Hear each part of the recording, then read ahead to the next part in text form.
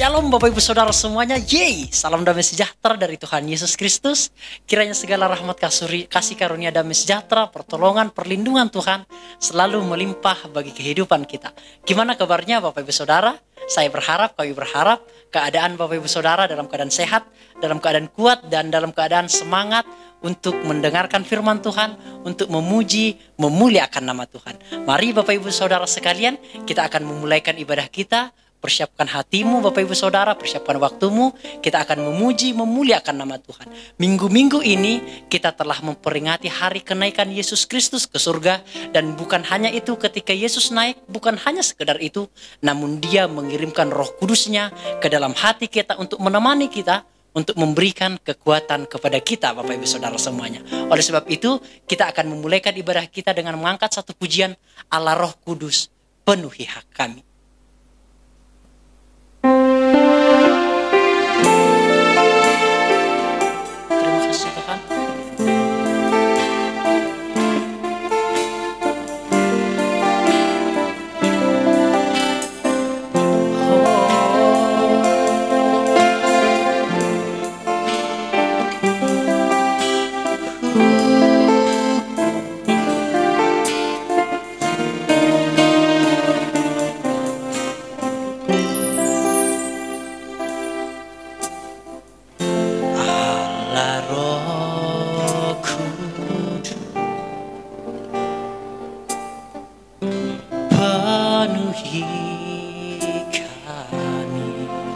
Terima kasih Tuhan. Ku rindu Kau selalu dalam hidupku.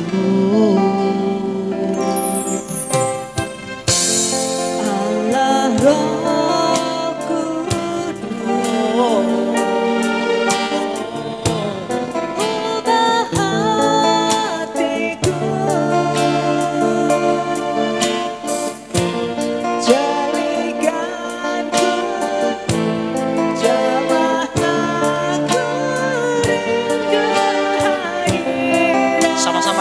ku sembah kudus, ku sembah kudus,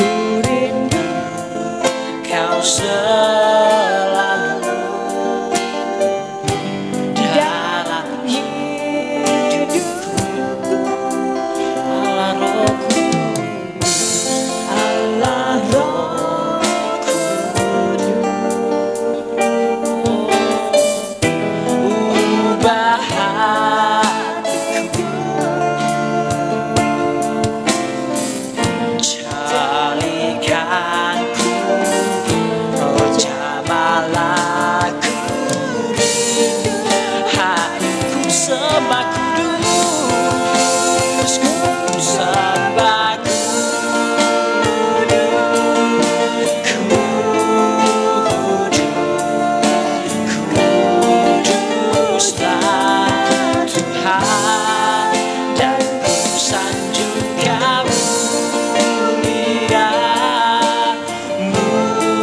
mulia bagimu Tuhan. Kita akan menaikkan pujian ini kembali dari awal. Allah Roh Kudus,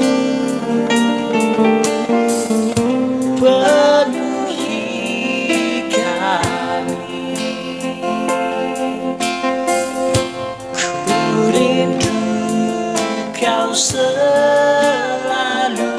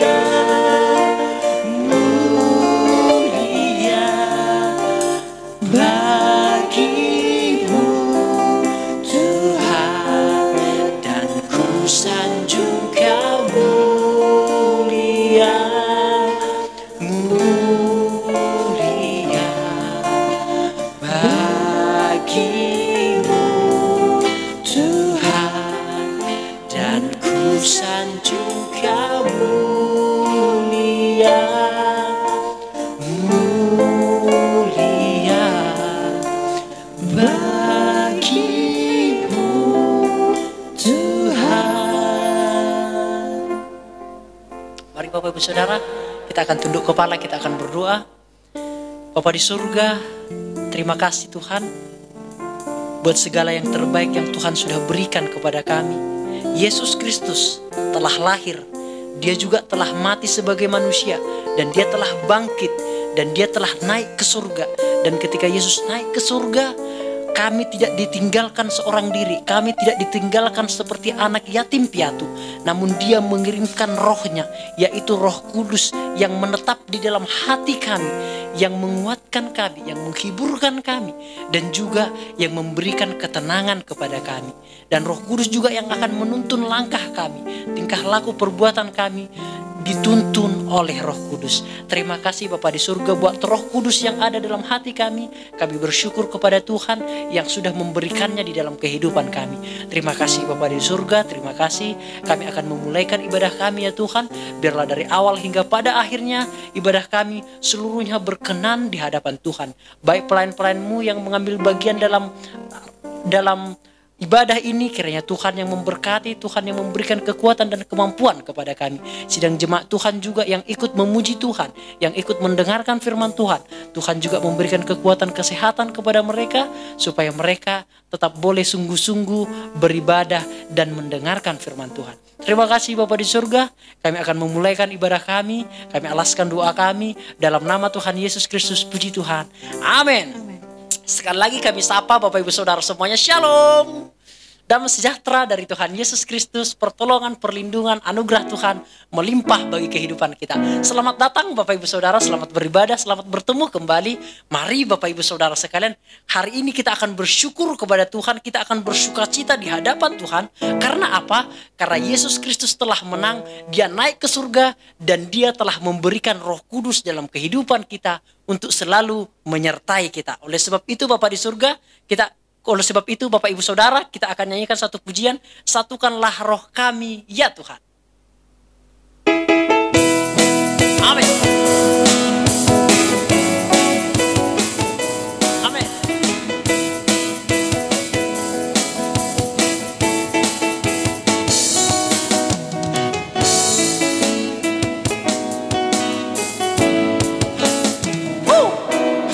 Satukan roh kami ya Tuhan. Roh kami ya Tuhan, amin. Bergandeng tangan kami semuanya, dalam hadirat-Mu kami menyembah. Curahkanlah Roh-Mu atas kami. Satukanlah roh kami ya Tuhan. Satukanlah roh kami ya Tuhan, amin. Bergandeng tangan kami semuanya, haleluya. Dalam hadirat kami menyembah. Curahkanlah Roh-Mu atas kami. Roh tercurah dari surga, bumi bersukacita. Roh tercurah dari surga, bangsa-bangsa bersorak. Roh tercurah dari surga, gereja Tuhan dibangkitkan, amin. Roh tercurah dari surga, gereja Tuhan dimenangkan. Semua bangsa-bangsa kan mengaku bahwa Yesus Tuhan, amin. Satukanlah roh kami ya Tuhan, haleluya. Bergandeng tangan kami semuanya, dalam hadirat-Mu kami menyembah. Curahkanlah Roh-Mu atas kami. Sekali lagi. Satukanlah roh kami ya Tuhan, haleluya. Bergandeng tangan kami semuanya, dalam hadirat-Mu kami menyembah. Curahkanlah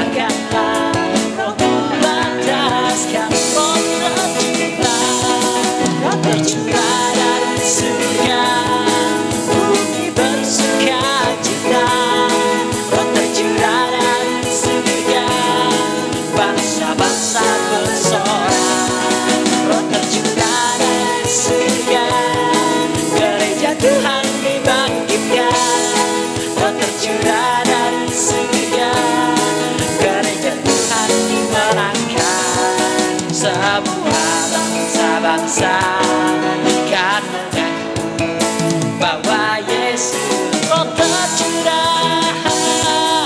tercurah dari surga, bumi bersuka cita, tercurah dari surga, bangsa-bangsa bersorak, tercurah dari surga, gereja Tuhan dibangkitkan, tercurah dari surga, gereja Tuhan dimenangkan, semua bangsa-bangsa kan mengaku bahwa Yesus Tuhan. Udah.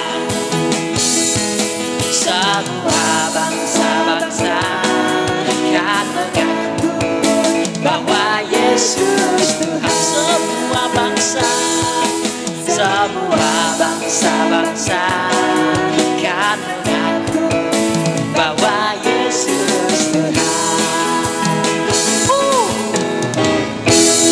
Bapak Ibu Saudara sekalian, di dalam pujian ini dikatakan bahwa ketika Roh Kudus tercurah, ada sukacita, bahwa ketika Roh Kudus tercurah, bangsa-bangsa bercorak, dan kita semua Bapak Ibu Saudara sekalian dibangkitkan, dimenangkan, dan akan bersama-sama dengan Tuhan Yesus Kristus. Mari Bapak Ibu Saudara bersyukur selalu kepada Tuhan, karena Tuhan Yesus tetap baik Bapak Ibu Saudara. Kita juga akan tetap memuji, memuliakan nama Tuhan. Satu lagi pujian sukacita. Kita akan menyanyikan satu pujian yang sangat-sangat lama. Mungkin Bapak Ibu Saudara lebih memahaminya atau lebih familiar lagu ini. Silahkan bernyanyi dengan kami di tempat ini Bapak Ibu Saudara. Kita nyanyikan satu pujian, Tuhan tetap baik.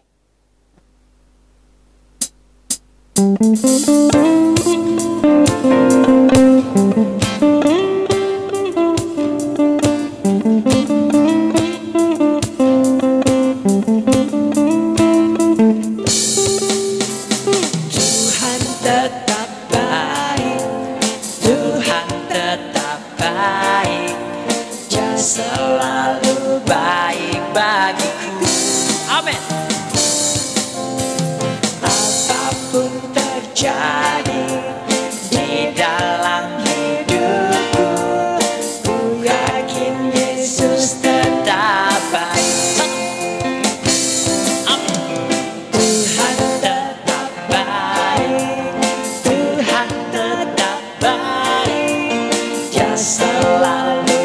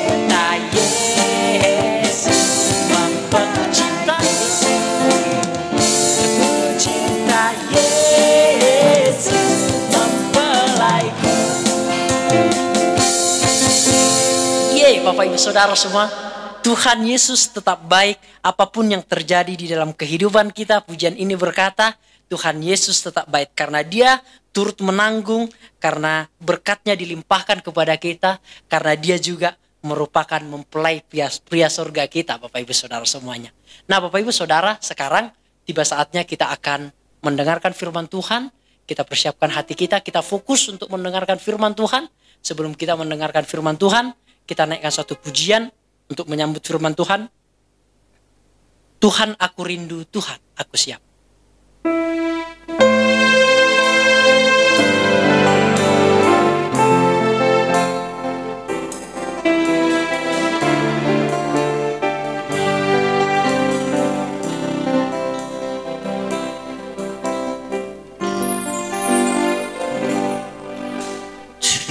Tuhan aku rindu,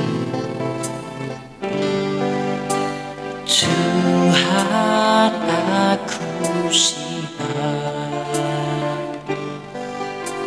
penuhi aku dengan roh-Mu, ku rindu lawatan-Mu.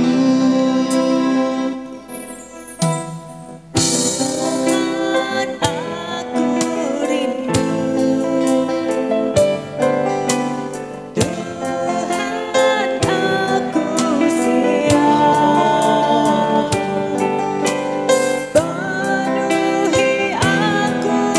Tuhan aku rindu, Tuhan aku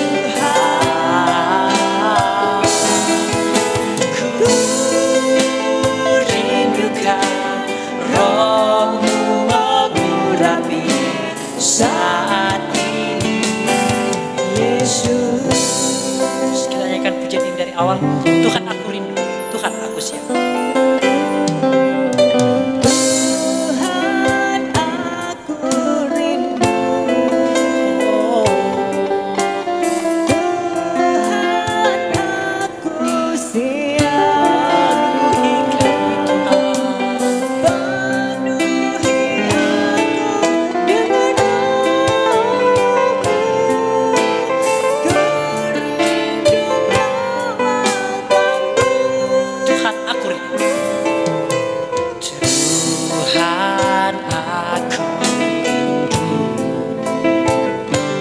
aku rindu, Tuhan aku siap,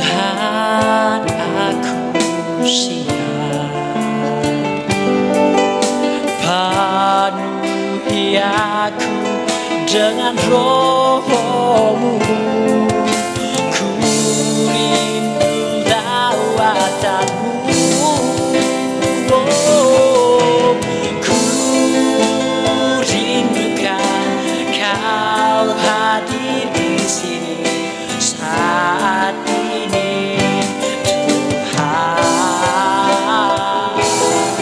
Oh, ku rindukan Roh-Mu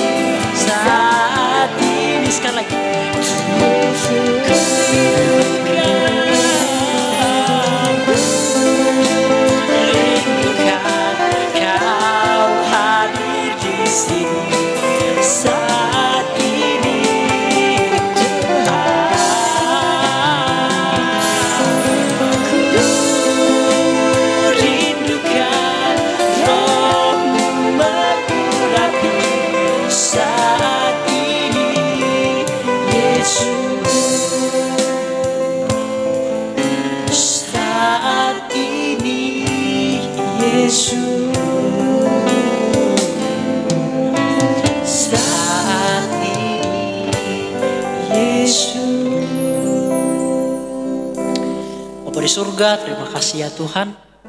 Kami yakin dan percaya bahwa roh Tuhan sudah ada dalam hati kami, sudah melekat dalam hati kami, sudah ada dalam hidup kami selama-lamanya. Roh Kudus itu pula yang menjadi jaminan keselamatan bagi kami. Terima kasih Bapa di surga.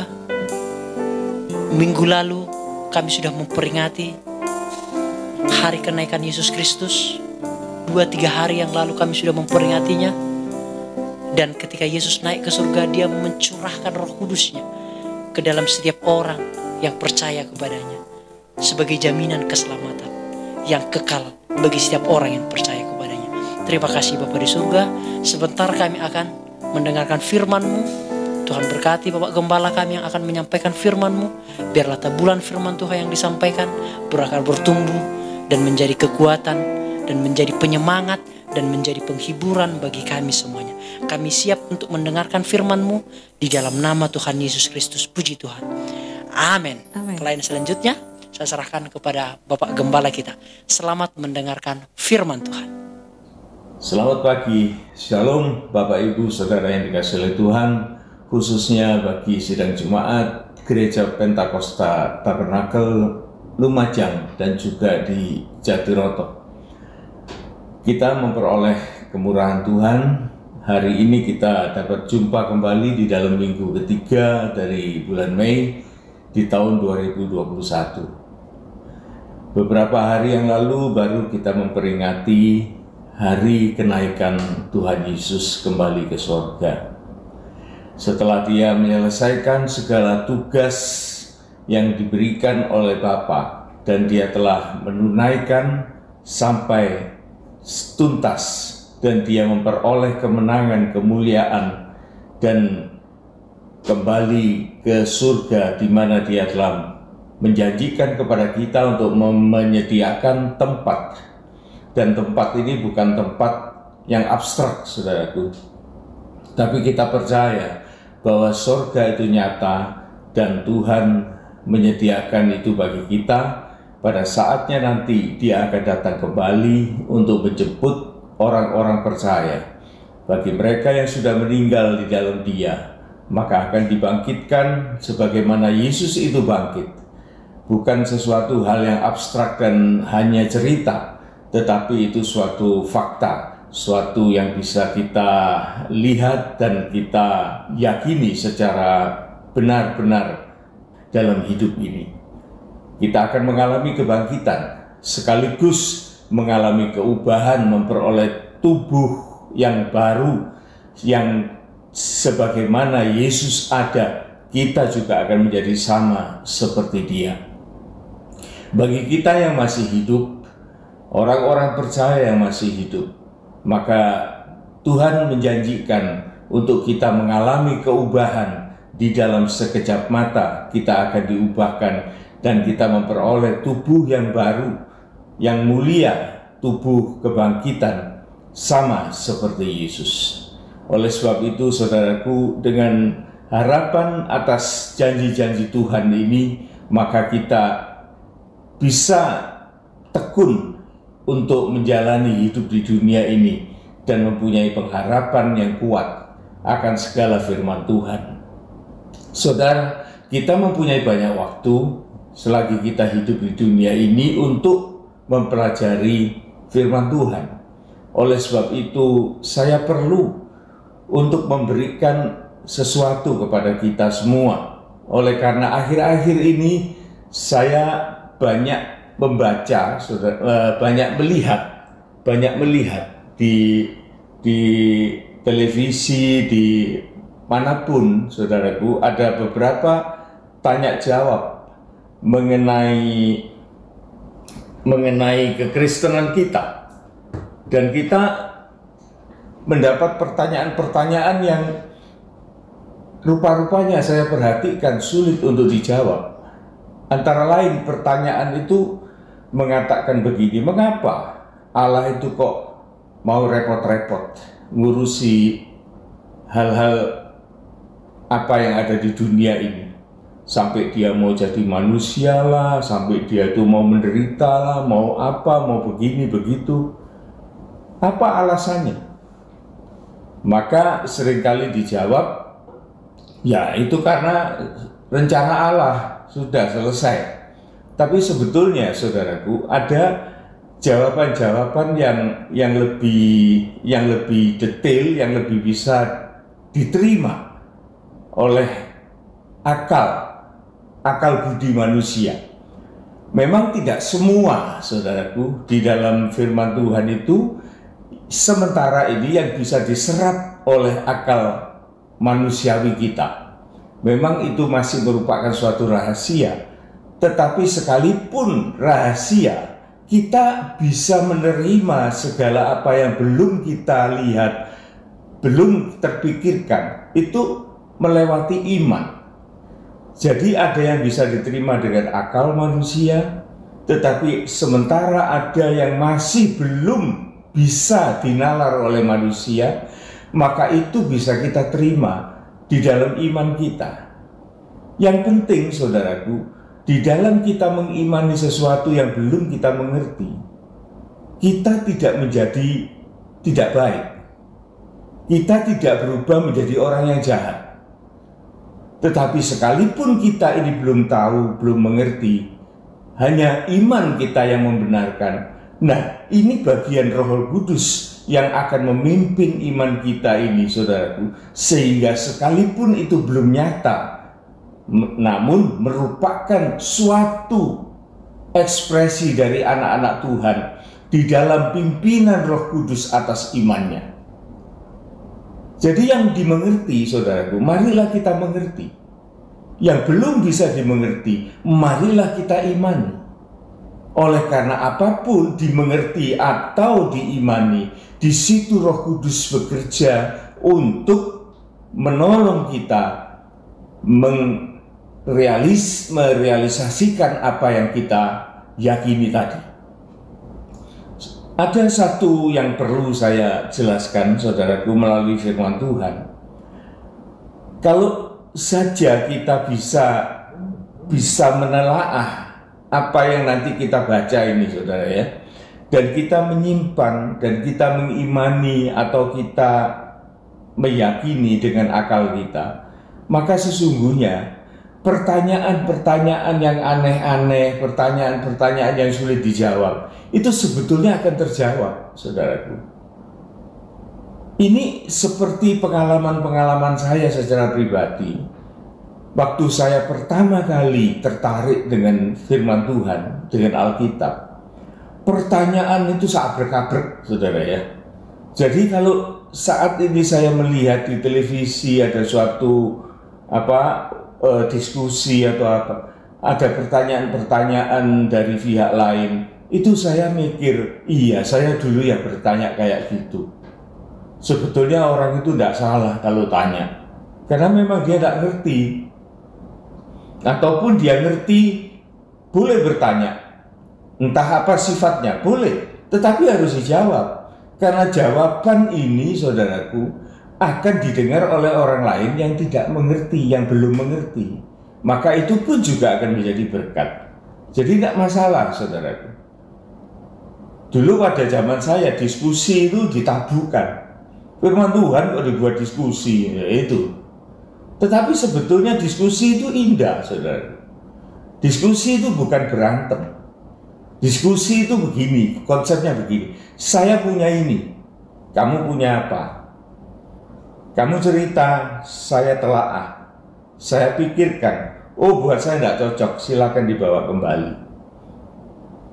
Oh, ada yang cocok, baik, saya terima. Akan saya jadikan perbendaharaan di dalam ilmu saya. Nah, itu namanya diskusi. Jadi bukan marah-marah, bukan. Jadi zaman semakin terbuka, saudaraku, jadi diskusi itu perlu. Nah, marilah sekarang kita memeriksa firman Tuhan di dalam Yeremia pasal yang ke-9. Ini sering ditanyakan. Bahkan pertanyaan beranak dengan pertanyaan-pertanyaan. Tetapi kalau saudara tahu pokok permasalahannya, maka beberapa pertanyaan yang besar itu akan lenyap.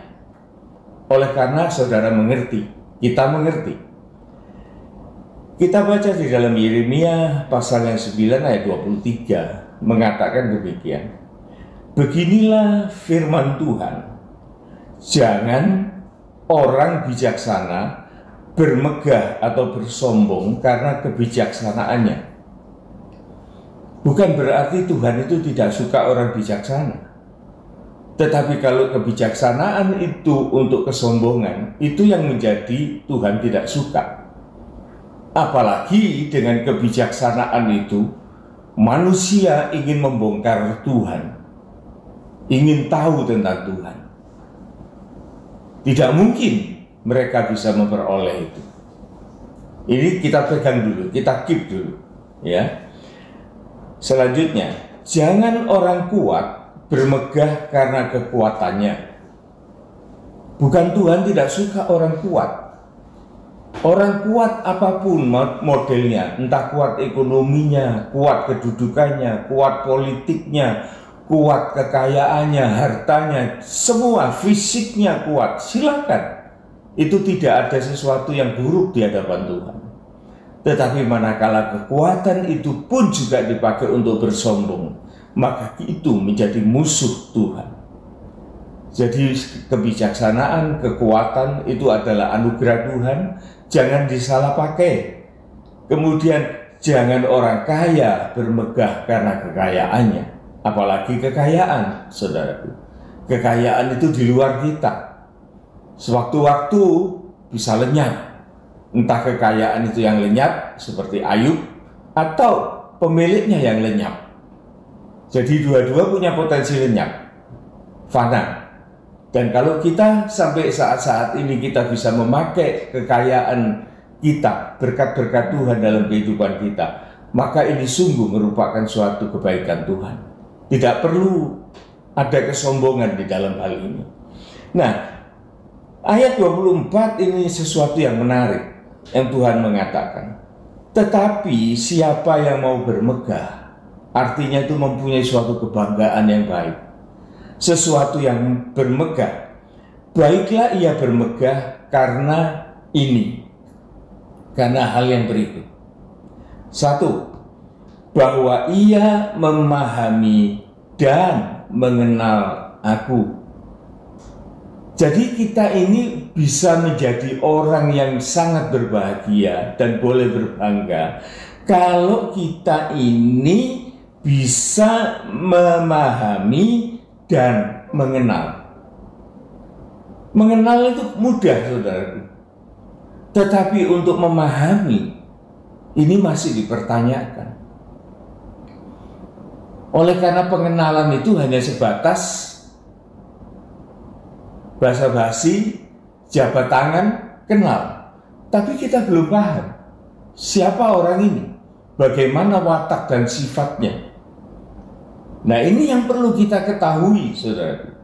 Watak dan tabiat dari Allah itu, saudaraku, kita ini perlu tahu. Dan Tuhan itu mau diketahui soal-soal semacam itu. Tuhan tidak pelit di dalam hal ini. Dan dia mau manusia itu mengenali dia. Bahkan sungguh-sungguh Tuhan itu malah ngotot, saudaraku. Kalau boleh saya bilang ya, Tuhan itu kelihatannya seperti kemaruk itu loh, kepengen dikenali sama manusia.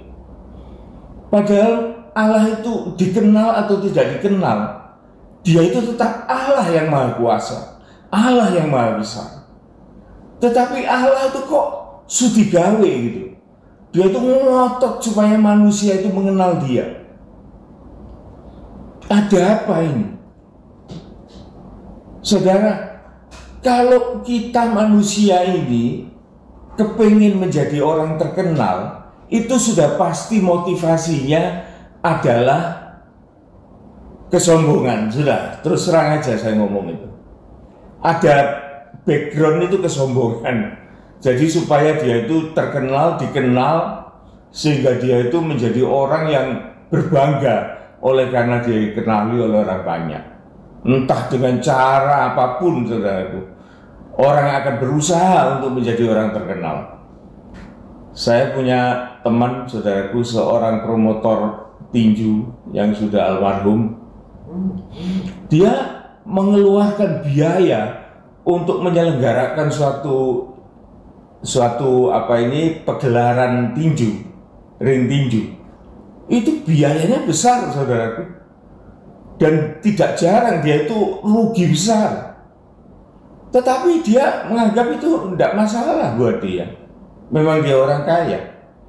Tetapi dengan cara sedemikian, dia menghendaki suatu pengenalan atas dirinya untuk orang banyak.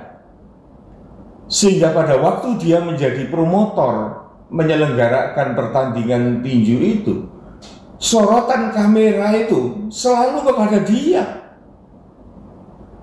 Dan dia berani bayar itu kameramen itu, sorot saya banyak-banyak. Dan dia menjadi orang yang cukup terkenal. Tetapi dibalik semuanya itu, saudaraku, apa manfaatnya untuk orang lain? Tidak ada. Manfaatnya hanya untuk dia saja. Dikagumi, dihormati, dianggap. Ya tidak apa-apa, saudara, itu kan memang haknya dia. Tetapi, saudaraku, kalau kita melihat tentang Allah ini, sekalipun dia ngotot kepingin dikenali, saudaraku, justru orang yang mengenal dia itu bahagia. Ini loh maunya Tuhan. Sehingga ayat-ayat ini dalam perikopnya mengatakan mengenal Allah adalah kebahagiaan buat manusia. Jadi berbahagialah manusia yang mengenal Allah. Jadi saudaraku, kalau Allah itu ngotot supaya manusia itu mengenali kepribadiannya atau pribadinya, bukan Allah itu mau sombong. Tetapi katakanlah Allah itu mau sombong, itu haknya, saudaraku. Memang Tuhan itu punya hak sepenuh-penuhnya untuk melakukan itu, karena dia Tuhan. Tetapi siapa manusia? Namun sekali lagi saya katakan, Tuhan itu mau dikenali, supaya orang yang mengenal padanya itu menjadi orang-orang yang berbahagia. Jadi inilah tujuan Tuhan untuk mengenalkan dirinya kepada manusia. Dan kemudian Tuhan mengatakan demikian, bahwa akulah Tuhan, satu, yang menunjukkan kasih setia. Tuhan itu, saudaraku, punya watak itu seperti keping uang. Muka belakang, kiri kanan, atas bawah, itu semua ada wujudnya. Kalau uang itu cuma dicetak separuh gambarnya dalam satu sisi, maka uang itu tidak laku. Tetapi sebagaimana Allah itu mempunyai dua sisi yang harus kita kenal, harus, saudaraku, harus saya katakan. Tanpa pengenalan dua sisi dari sifat tabiat Allah ini, maka manusia itu menjadi bodoh sebodoh-bodohnya dan selalu bertanya-tanya dengan pertanyaan yang sama, pertanyaan yang konyol, pertanyaan yang tidak akan memuaskan hatinya. Ini pernah menjadi pengalaman saya, saudara. Saya pernah jadi orang bodoh, terus tanya terus, tapi tidak pernah cocok. Namun setelah saya mengerti, mengenal Allah itu kayak begini, maka ada suatu kebahagiaan, ada kemantapan untuk mengimani segala niat dan maksud Allah dalam kehidupan manusia, termasuk saya. Saya ulangi, saudaraku, bahwa ia memahami dan mengenal aku, bahwa akulah Tuhan yang menunjukkan kasih setia. Itu yang pertama, sisi satu. Kemudian sisi yang kedua, keadilan dan kebenaran di bumi. Sungguh semuanya itu kusukai. Demikianlah firman Tuhan. Nah, saudara ya, jadi kita sekarang bisa memahami bahwa Tuhan itu adalah Tuhan yang kasih setia. Artinya Tuhan itu mengasihi, tetapi juga di dalam kasihnya itu disertai kesetiaan. Tuhan itu setia, tetapi di dalam kesetiaan itu disertai dengan kasih. Ada orang bisa mengasihi, tetapi belum tentu setia. Ada orang yang setia, tapi belum tentu mengasihi. Oleh karena masih ada keterlibatan pamrih. Kalau gambaran di dunia ini, saudaraku, secara remang ya, secara begitu saja, artinya remang.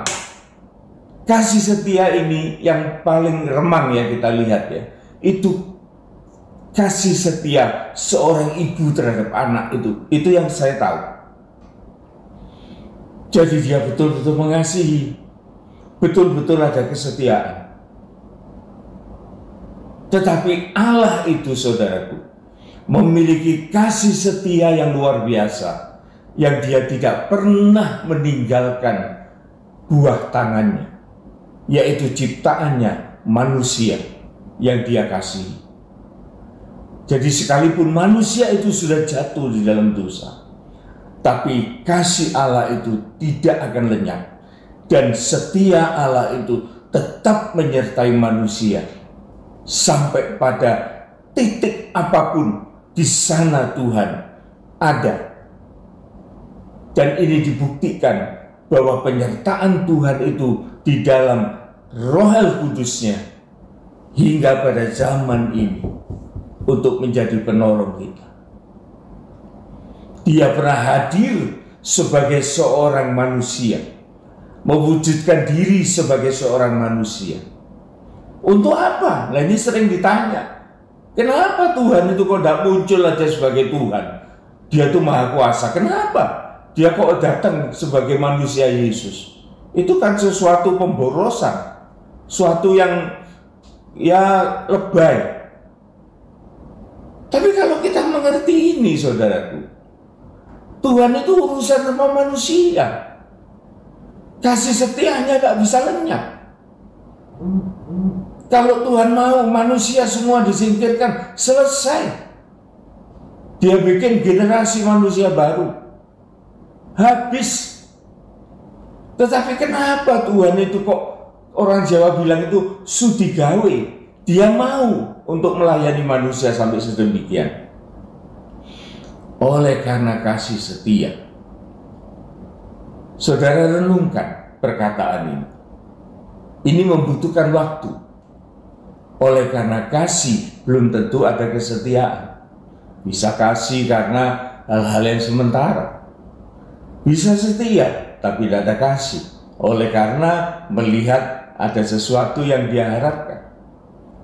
Tetapi kasih setia Allah, saudaraku, itu luar biasa. Dan memang sifatnya. Sehingga kalau kita tanya, kenapa sih Allah itu kok begitu? Karena dia Allah, itu jawabnya. Dan kemudian sisi yang lain, keadilan dan kebenaran di bumi. Di samping Tuhan itu punya kasih setia yang sedemikian hebatnya, Tuhan itu punya sifat, punya watak adil dan benar, saudaraku.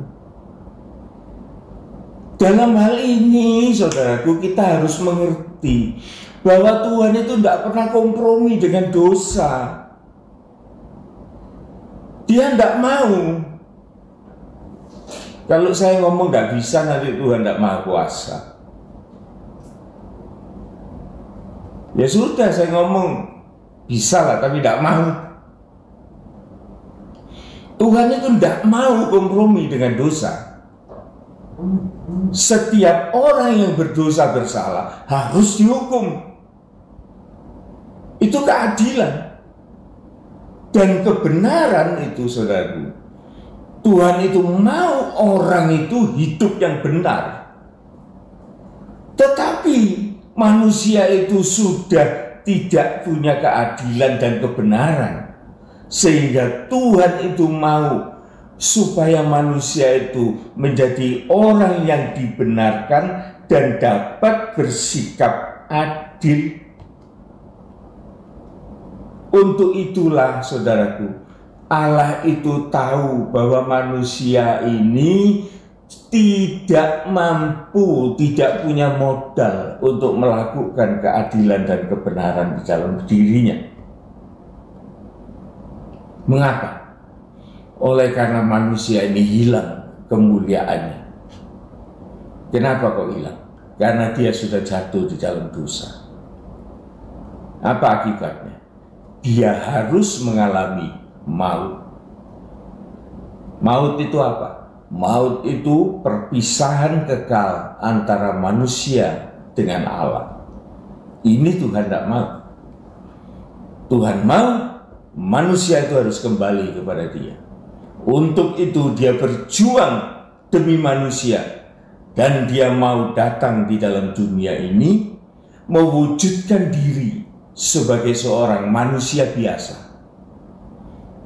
Ini sering saya katakan, saudara. Jangan sekali-kali menyebut atau menganggap Yesus itu Superman. Tidak, saudaraku. Tuhan dalam Alkitab, dalam firman-Nya mengatakan bahwa Ia menjalani kelahiran sebagaimana manusia biasa. Apa kelainan Tuhan?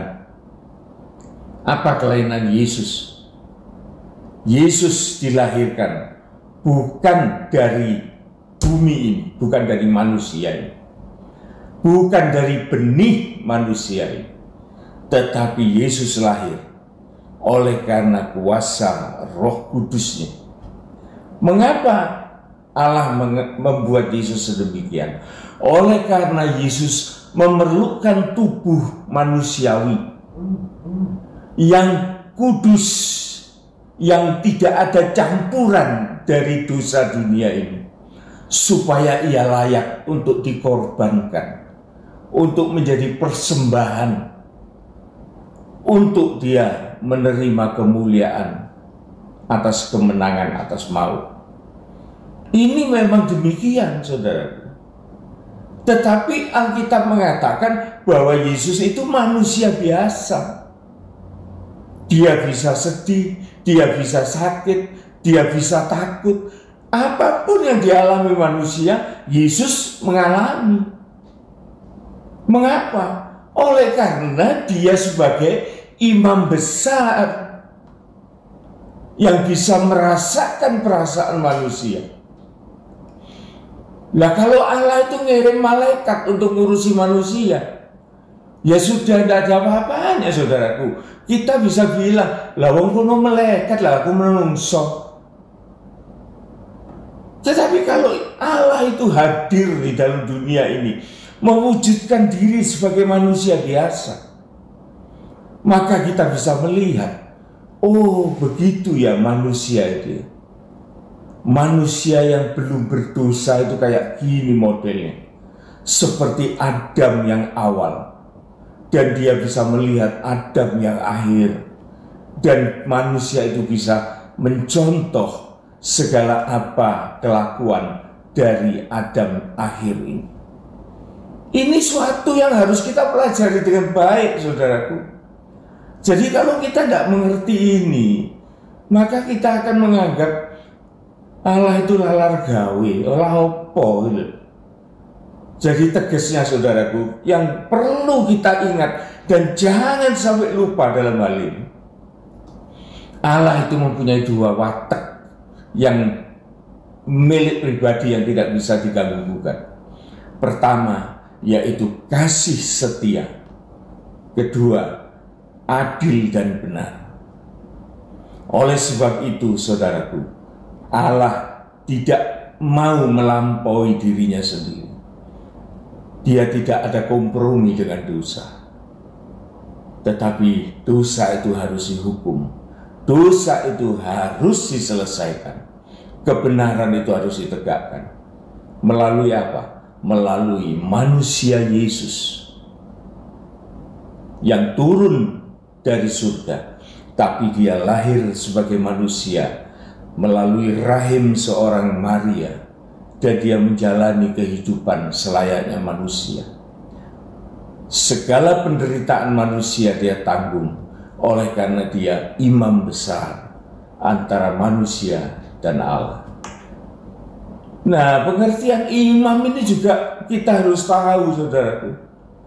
Imam itu, saudaraku, di dalam Keyahudian, di dalam Israel, imam itu orang yang berdiri di tengah-tengah antara Allah dan manusia. Dan dia yang menjadi penghubung antara Allah dan manusia. Jadi pada waktu dia menghadap Allah, dia harus bersikap sebagaimana dia itu tahu mewakili manusia. Dan dia waktu menghadap kepada manusia, dia tahu bahwa dia itu sebagai representasi dari Allah. Dan ini tidak pernah sempurna, saudaraku. Oleh karena selalu diulang-ulang tiap tahun. Oleh karena ini jadi tradisi, jadi upacara, jadi sesuatu kebiasaan. Tetapi Allah mau supaya hal itu terselesaikan, bukan hanya menjadi simbolis, tetapi menjadi fakta, menjadi realita. Sehingga Yesus itu sebagai imam besar, manakala dia menghadap Allah, maka sungguh-sungguh dia menyelesaikan masalah manusia. Bukan dengan darah binatang, saudaraku, tetapi dengan darahnya sendiri. Itu tadi, Yesus itu membutuhkan tubuh yang berdarah daging. Bukan domba, bukan hewan, tetapi real seorang imam yang mempersembahkan dirinya untuk pendamaian. Maka pendamaian semacam ini, saudaraku, sangat berkesan di hadapan Allah. Maka darah Yesus itu menutup segala dosa-dosa manusia, bahkan menghapus, menyucikan, dan manusia layak menghadap Tuhan, yang digambarkan sebagaimana pada waktu Yesus mati di atas kayu salib. Tabir di bait Allah itu terbelah dua, maka manusia ini boleh langsung berhadapan dengan Allah tanpa ada perantaraan lagi. Maka manusia itu boleh memandang kemuliaan Allah yang sudah dipelopori oleh Yesus. Jadi ini yang memang dikerjakan oleh Tuhan, sehingga dia mau datang di dunia untuk ngopeni manusia. Sekali lagi saya katakan, kenapa kok enggak model malaikat aja? Main perintah, main kesaktian, main segala macam keajaiban. Tuhan Yesus juga membuat keajaiban, membuat mujizat. Tetapi mujizat Tuhan Yesus bukan mau-maunya sendiri, saudaraku. Ingat itu. Dia selalu berhubungan dengan Bapanya. Dan dia melakukan segala mujizat itu dengan satu kepastian bahwa itu memang atas persetujuan Bapa. Jadi bukan obral-obralan, saudaraku. Oleh karena ada orang yang bilang, oh, Yesus itu nabi dodolan mujizat nih. Loh, gimana itu? Kalau memang dodolan mesti jual beli. Lah yang dijual itu apa? Yang dibayar itu mana? Jadi banyak orang yang belum ngerti, sehingga mengeluarkan perkataan-perkataan yang kurang tepat. Jadi Yesus itu dikatakan itu anak haram, anaknya tentara Romawi. Itu orang yang nggak ngerti. Tetapi sejarah dan nubuat-nubuat dari perjanjian lama itu sangat mendukung keberadaan Yesus. Sehingga sedemikian itulah yang bisa kita pahami. Jadi Yesus adalah satu karya Allah yang luar biasa, yaitu Allah datang di dunia dalam wujud kemanusiaan oleh karena yang diurusi manusia, sesama manusia. Dan semuanya ini digerakkan oleh tabiat Allah itu sendiri. Pertama, kasih setianya tidak pernah pudar. Dan kedua, keadilan dan kebenarannya yang absolut tidak bisa dikompromi. Manusia tidak punya jalan oleh karena sudah berdosa, sudah mati di dalam pandangan Allah. Oleh sebab itu Allah perlu membangkitkan lagi manusia melalui kematian dan kebangkitan Yesus. Sebetulnya itu sangat sederhana, saudaraku. Ini hal-hal yang bisa kita mengerti. Nah, saudaraku, saya ulangi ayat 24. Tetapi siapa yang mau bermegah, baiklah ia bermegah karena yang berikut, bahwa ia paham dan mengenal aku. Sekali lagi, paham, bukan hanya mengenal. Apa yang harus dikenal? Bahwa akulah Tuhan yang menunjukkan kasih setia, itu wateknya. Kemudian yang kedua, keadilan dan kebenaran di bumi, itu yang kedua. Sungguh semuanya itu kusukai, demikianlah firman Tuhan. Paham ya saudara? Jadi hanya 2 ayat ini saudaraku, kita bisa bertahan dalam iman kita. Jadi orang boleh ngomong apa aja, tetapi sebetulnya kita itu tahu watak Tuhan ini kok koyok ngene. Kowe arep ngomong apa karepmu. Tetapi Tuhan itu mau supaya manusia itu selamat. Maka dia menyatakan dirinya. Nah, itu. Kemudian kita lihat saudaraku di dalam 2 Timotius 2 ayat 11 sampai ke 13. Ini sesuatu yang mendukung ayat itu tadi.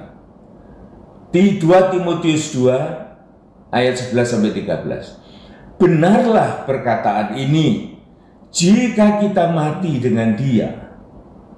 Ya, jadi kita mengakui kematiannya, itu artinya kita mati, ikut mati dengan Dia.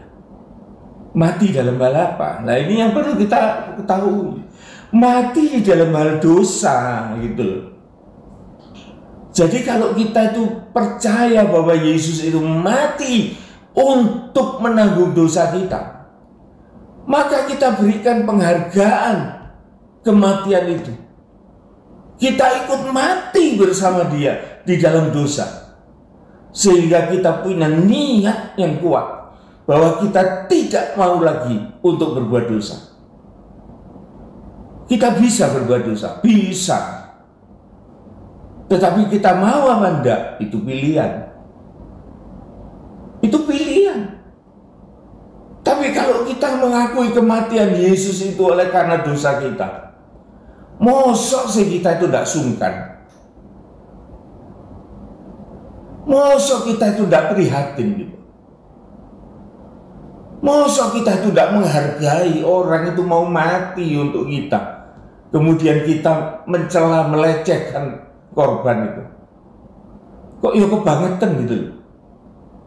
Maka kita ini kalau mati atau mengakui kematiannya untuk dosa kita, kita pun akan dihidupkan dengan Dia, atau kita hidup dengan Dia. Jadi Yesus itu saudaraku bukan mati kemudian jadi tengkorak. Bukan. Itu namanya apa itu? Tetapi Yesus itu mati dan Dia bangkit, menang atas maut. Kemudian Dia kembali ke surga. Bayangin saudaraku, kalau Tuhan itu tidak punya tempat, Dia tidak berasal dari surga, kemudian Dia itu bangkit jadi zombie saudaraku. Gentayangan. Tidak mati-mati, soalnya Dia bangkit nih. Gimana? Betapa malunya kita.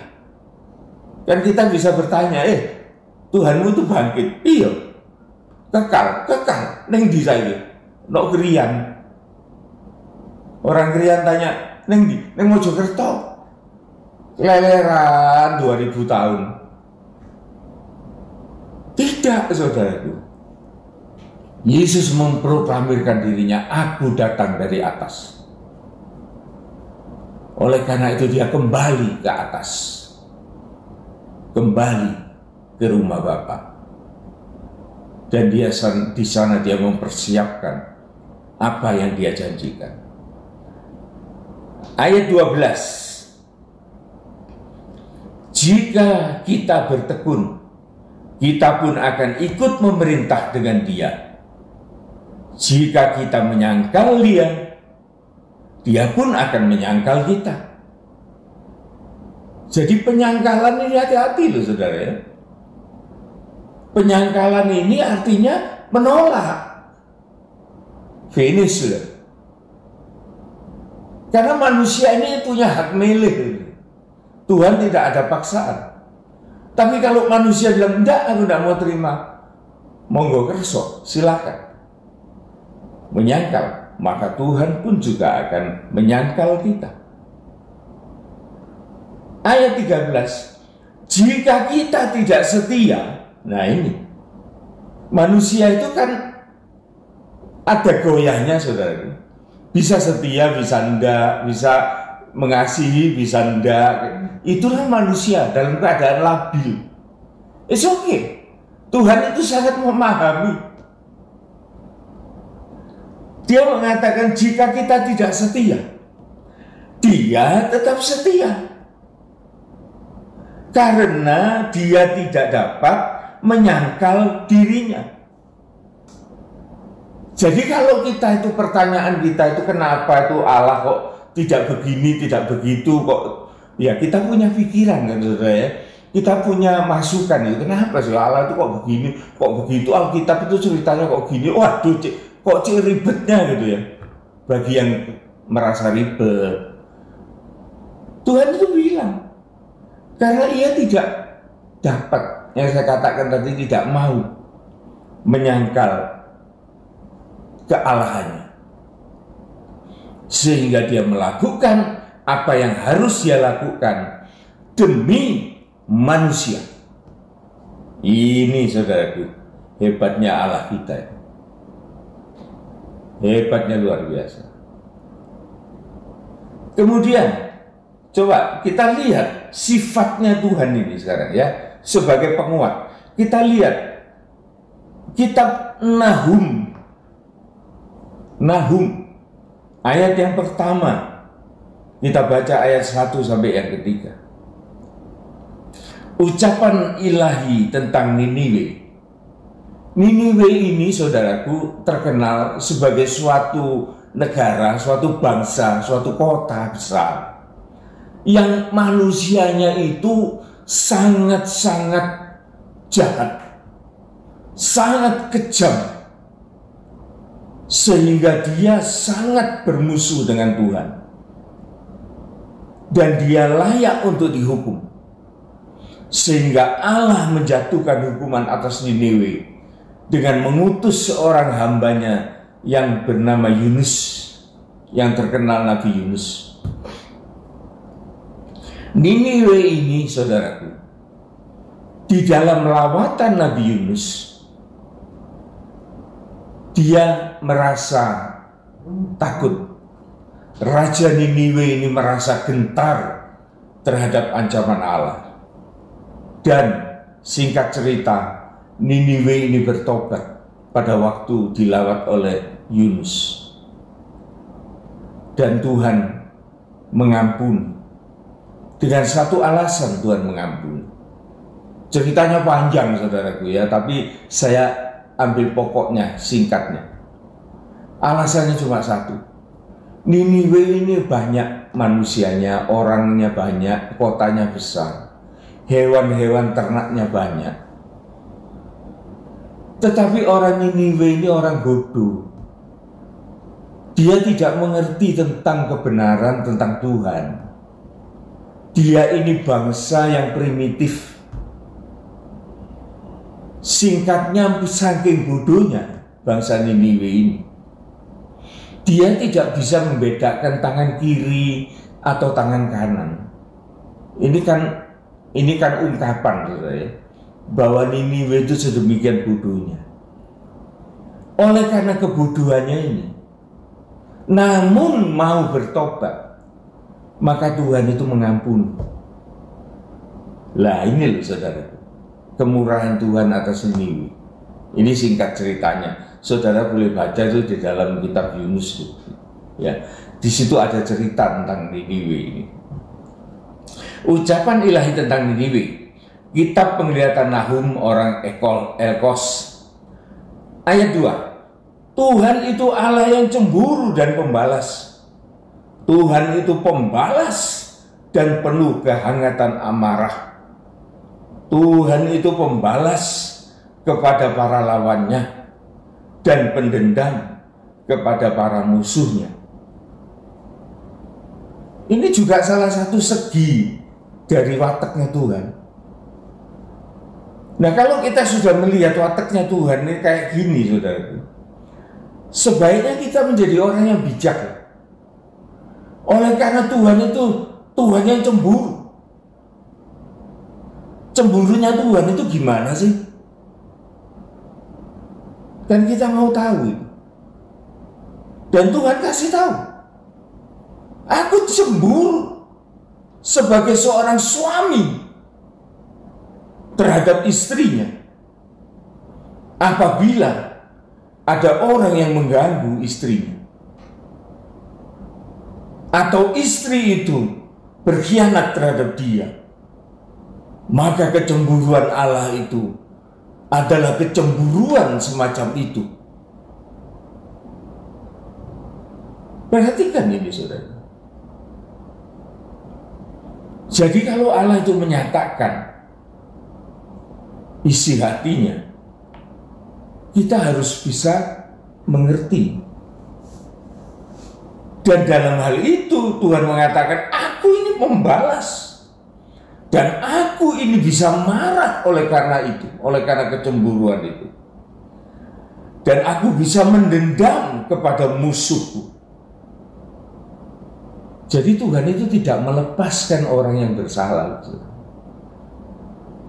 Sebelum orang itu betul-betul bertobat, sebelum orang itu betul-betul mengakui dan berjanji bahwa ia tidak melakukan lagi, mati bersama dengan Kristus dan hidup di dalam Kristus. Itulah manusia Kristen sejati. Allah itu pendendam dan pembalas kepada musuhnya.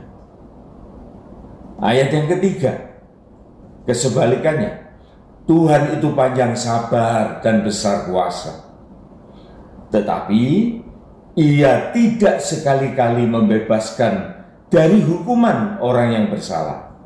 Ia berjalan di dalam puting beliung dan badai, dan awan itu adalah debu kakinya. Ini bercerita tentang kemuliaannya. Jadi di sini, saudaraku, kita bisa memahami sifat dan tabiat Tuhan, apa yang harus kita lakukan supaya kita boleh menjawab segala pertanyaan-pertanyaan yang Tuhan izinkan sampai kepada kita. Entah itu pertanyaan itu dari diri kita sendiri atau pertanyaan itu dari orang lain, tetapi semuanya itu, saudaraku, akan dapat terjawab dengan segala hikmat yang sesuai dengan firman Tuhan. Saya akan melihat, saudaraku, ada beberapa ayat yang perlu kita perhatikan. Ada suatu peringatan, saudaraku ya. Kita pindah di dalam Yohanes 15. Ini perlu kita perhatikan, saudara ya. Perlu sekali kita perhatikan. Ini ayat-ayat sebagai ayat penutup. Yohanes 15 mengatakan demikian. Ayat 22. sekiranya aku tidak datang dan tidak berkata-kata kepada mereka, dan tidak berkata-kata pada kita, maksudnya seperti jam ini, hari ini, detik ini, Allah berfirman melalui hamba-hambanya, dan termasuk kita saat ini. Sekiranya aku tidak datang dan tidak berkata-kata kepada mereka, tentu mereka tidak berdosa. Tetapi sekarang mereka tidak mempunyai dalih bagi dosa mereka. Ayat 24, sekiranya aku tidak melakukan pekerjaan di tengah-tengah mereka, seperti yang tidak pernah dilakukan oleh nabi-nabi yang lain, mereka tentu tidak berdosa. Tetapi sekarang, walaupun mereka telah melihat semuanya itu, namun mereka membenci aku maupun Bapakku. Hati-hati, saudara. Ayat ini sebagai pengunci, supaya kita yang sudah mendengar, yang sudah melihat, yang sudah menghayati bagaimana Yesus itu bekerja di dalam dunia ini sebagai utusan, sebagai anak Allah yang telah membebaskan kita dari segala belenggu dosa, dan kita dibebaskan menjadi orang-orang yang boleh mengerti tentang rencana Allah, dan kita boleh menikmati segala janji-janji Allah yang diberikan kepada kita. Ingat, saudara ya, ayat ini mengingatkan kepada kita. Kita sudah melihat, kita sudah mendengar. Action, lakukan apa yang kita ketahui. Sebagai penutup, saya teringat satu ayat di dalam Yakobus pasal 4 ayat 17 ya. Ayat ini merupakan suatu yang sederhana, tetapi ini merupakan sesuatu starting, suatu semangat memecut kehidupan kita. Kita baca Yakobus pasal 4 ayat yang ke-17. Jadi, jika seorang itu tahu oleh karena melihat, mendengar, ya, Yesus sudah datang di dunia. Memang kita kasat mata, kita tidak melihat, tetapi kita melihat pekerjaan Roh Kudus. Itu akan mencelekkan mata kita tentang Yesus, dan kita sudah tahu Dia, bagaimana Ia harus berbuat baik. Jadi orang yang sudah tahu Dia harus berbuat baik, tetapi Ia tidak mempraktekkan, tidak melaksanakan, tidak melakukan, maka orang itu berdosa. Ini yang sering saya katakan sebagai dosa pasif. Orang yang tidak pernah merasa bersalah, orang yang tidak pernah merasa berdosa, oleh karena dia mengatakan, aku toh tidak berbuat apa-apa, aku toh tidak melakukan yang jahat, begini begitu, alasannya macam-macam. Tetapi atas kedunguannya, atas kemalasannya. Tetapi kita orang-orang percaya, saudaraku, tidak boleh demikian. Kita harus mau action, kita harus mau melakukan sesuatu yang baik bagi Tuhan. Oleh sebab itu, layanilah Tuhan selagi waktu masih terbuka bagi kita, selagi kita ini masih kuat, saudaraku. Saya sudah umur 73, saudara, dan saya bisa mengenangkan betapa banyak yang hilang dari diri saya secara fisik. Saya bisa memikirkan, dan saya merasa banyak yang hilang, sangat banyak, dan tidak ada lagi sesuatu yang bisa dibanggakan. Namun saya tetap bangga di dalam Tuhan, oleh karena pertambahan usia. Saya tidak mengatakan sisa-sisa usia, tidak. Karena Tuhan tidak boleh terima sisa. Tuhan itu harus terima seutuhnya dari apa yang Dia berikan. Jadi kalau Tuhan memberikan saya umur lanjut, perpanjangan umur dari hari ke hari, Maka jikalau saya berdoa, saya sendiri menjadi bingung. Apa yang menjadi doa saya? Saya hanya bersyukur karena Tuhan masih mau memakai kehidupan saya yang semakin rentan. Tetapi Tuhan beri kekuatan. Tuhan masih mau pakai ingatan saya seberapa banyak kekuatan yang saya miliki saat ini untuk mengingat firman Tuhan. Bahkan bukan hanya mengingat untuk diri sendiri, tapi Tuhan bukakan kesempatan untuk juga bisa mengingatkan beberapa orang yang Tuhan percayakan kepada saya. Puji Tuhan, Tuhan memberkati kita semua. Sampai jumpa di hari-hari mendatang. Seizin Tuhan kita berjumpa lagi. Shalom. Amin. Baiklah Bapak Ibu Saudara semuanya, barusan kita sudah mendengarkan firman Tuhan. Ayat Alkitab yang kita baca tadi bersama-sama, Bapak Ibu Saudara berkata, janganlah orang bermegah karena kebijaksanaannya, janganlah orang kuat bermegah karena kekuatannya, janganlah orang kaya bermegah karena kekayaannya, tetapi siapa yang mau bermegah, baiklah ia bermegah karena ia memahami, mengenal bahwa Allah lah yang menunjukkan kasih setia, keadilan, kebenaran di bumi. Sungguh semuanya itu disukai oleh Tuhan. Jadi Bapak Ibu sekalian, baiklah kita bermegah karena kita mengenal Tuhan.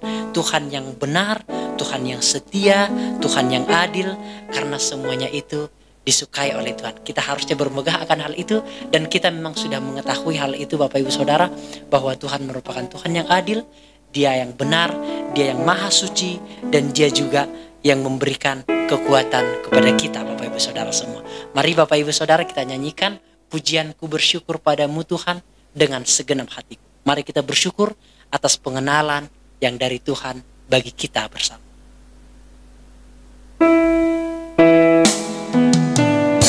Terima kasih Tuhan.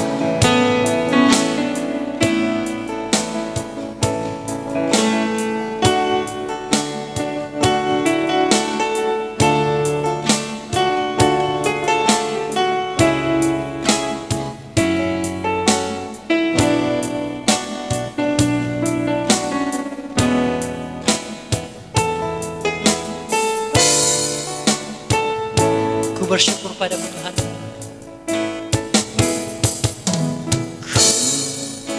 Bersyukur padamu Tuhan dengan segenap hatiku. Mengasihi Engkau karena Kau Allah yang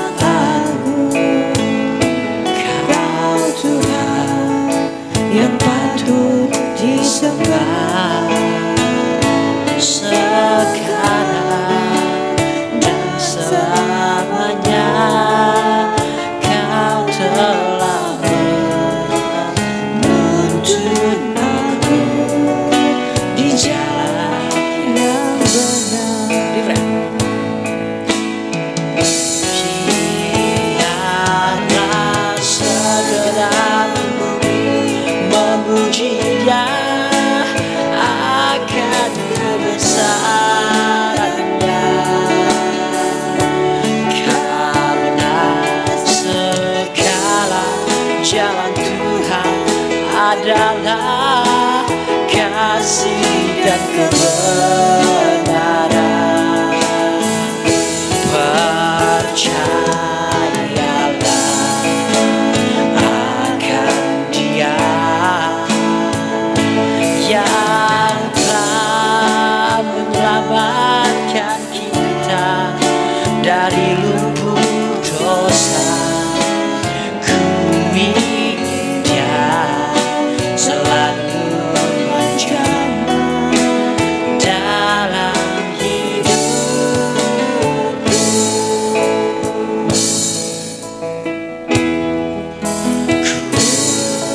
Ku bersyukur padamu, kami bersyukur padamu Tuhan dengan segenap hatiku, karena Engkau mengasihi kami.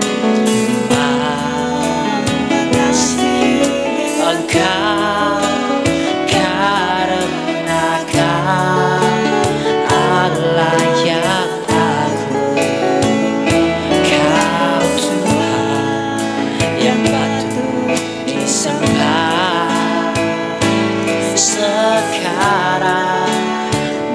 selamanya. Kau telah menuntun aku di jalan. Sama-sama katakan, biarlah semua, biarlah segenap bumi memuji Dia akan kebesaran-Nya, karena segala jalan Tuhan adalah kasih dan kebenaran. Percayalah akan Dia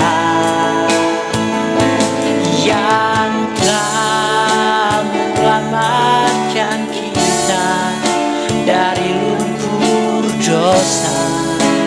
Ku ingin Dia selalu menjaga dalam hidupku. Percayalah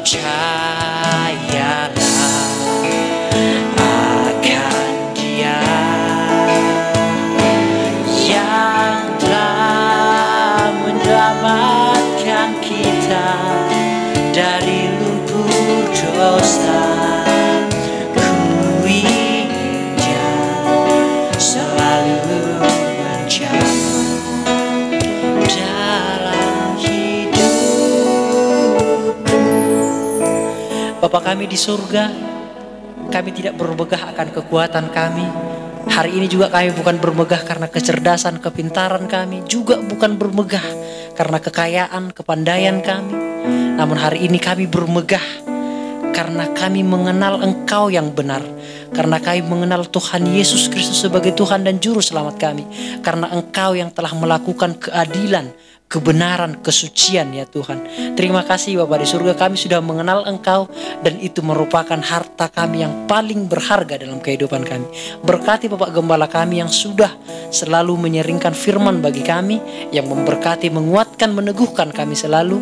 Tuhan berkati dalam kesehatan, kekuatan, dan kiranya pertolongan, perlindungan Tuhan ada selalu dalam kehidupan Bapak Gembala kami.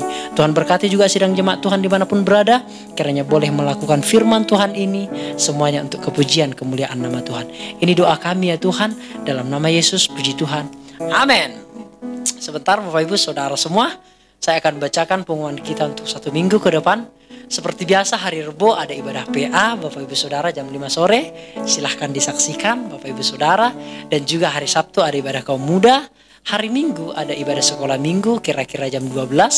Dan juga ada ibadah raya kira-kira jam 8. Kita masih beribadah secara online Bapak Ibu Saudara.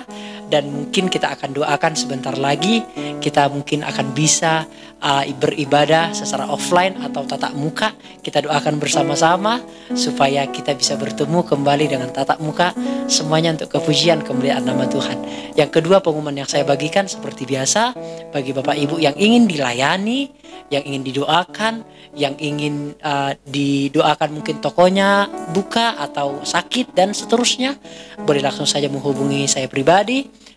Kami siap melayani Bapak Ibu Saudara semuanya. Dan pengumuman yang ketiga Bapak Ibu Saudara sekalian, sebagai pengumuman yang terakhir bagi Bapak Ibu juga yang mungkin ingin memberikan persepuluhan, boleh langsung saja menghubungi saya pribadi Kak Olpi. Kami siap selalu melayani Bapak Ibu, mengambilnya dan menyerahkannya kepada bendahara gereja kita Bapak Ibu Saudara semuanya. Demikian pengumuman yang saya bagikan. Tetap semangat Bapak Ibu Saudara sekalian, tetap sukacita, jaga kesehatan, jangan lupa minum air hangat, jangan lupa juga untuk menjaga kesehatan, jangan lupa minum vitamin. Tuhan Yesus memberkati kita semua. Shalom.